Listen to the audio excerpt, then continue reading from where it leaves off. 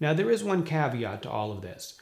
If you refuse to take the test after you were arrested, like I said, I mean, there's consequences, and that can include a 1-year suspension of your driver's license. And again, that can be devastating for somebody who needs to drive for their livelihood.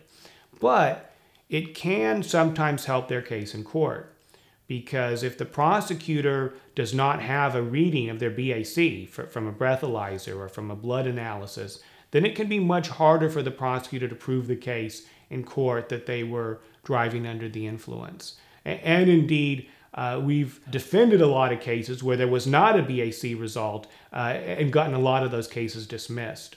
So looking at it with all of this in mind, it's really a double-edged sword. As a lawyer, if I were to tell you or advise you to refuse to take the test after being arrested for DUI, I would be advising you to break the law or advising you not to comply with the law. And I can't do that. Really, it's a decision that you have to make.